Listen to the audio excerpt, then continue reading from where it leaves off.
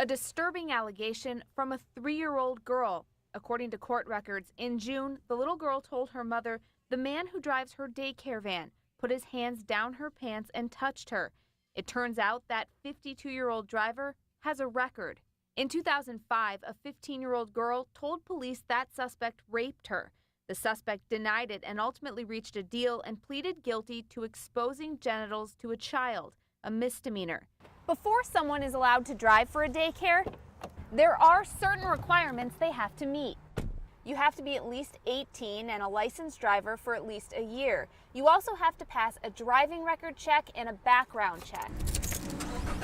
According to the Wisconsin Department of Children and Families, it's the responsibility of the licensed daycare owner to make sure that drivers meet all of these requirements. We went to the daycare, I Care, You Care, and asked the owner, Trina Horton, how this man was hired in the first place. Hi, is Trina Horton here? At first, Horton, who spoke to us from inside her home, denied even knowing the driver, but then admitted he used to work for her. Did you make sure that he had a background check done? I went through the transportation company. She says that company, J.D. Davis Transportation, told her the man passed a background check, but she didn't have any documentation. We stopped by J.D. Davis Transportation and called. One of Davis's employees told us his lawyer handles media, but he didn't have a name of that lawyer. CBS 58 Investigates spoke to one child transportation company, Go Kid Go, which is not involved in this case, about how it makes sure kids are safe. I started this company back in 2001 because I had 2 children of the age that needed transportation, and we weren't finding anybody that we felt comfortable with. John Granzo says his drivers undergo an extensive interview and screening process, which includes a check of the person's driving record, background check, a look at their caregiver record if they've ever had any kind of license or certification to work with an at-risk population. They also look at the state and national sex offender registries. Then drivers have to pass a drug test and physical. I thought I have to have some way of demonstrating trustworthiness.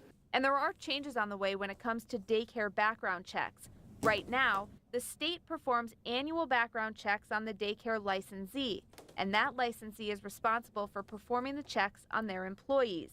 But starting October 1st, the state will administer background checks for new applicants, licensees, and their employees, along with any household member of the age of 10 who lives in a family care center. But the driver background checks will still be the responsibility of the daycare providers. The state has a website, Youngstar, where you can research your daycare.